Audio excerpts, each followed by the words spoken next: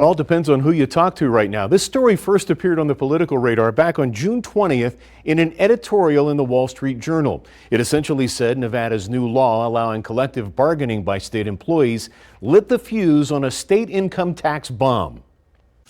June 13th, Governor State Sisolak signs a bill giving state employees the right to collective bargaining.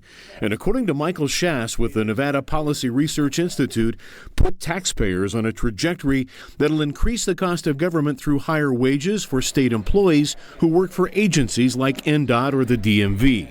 So the price tag associated with it was something that really worried us simply because we're already straining our budgets. But Harry Schiffman, president of the American Federation of State, County, and Municipal Employees, says it's too soon to tell because the deal hasn't even been negotiated yet, and safeguards are built into the law to keep raises in check. Even if we all agree to something, it's still, the governor still has a say whether he wants to agree or whether he wants to veto it or he wants to change that.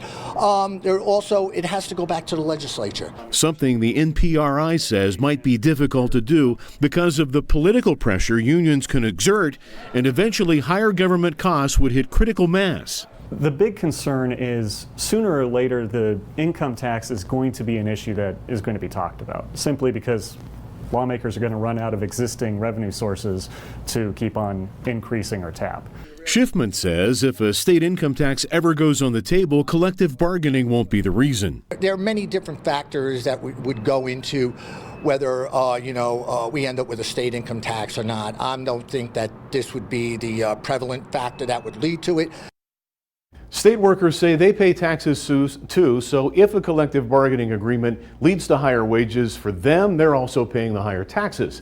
Also remember though, a state income tax in Nevada would require a change in the state constitution, which means voters would ultimately have the final say, and at this point in time, the chances of that happening are slim to none, and Slim just left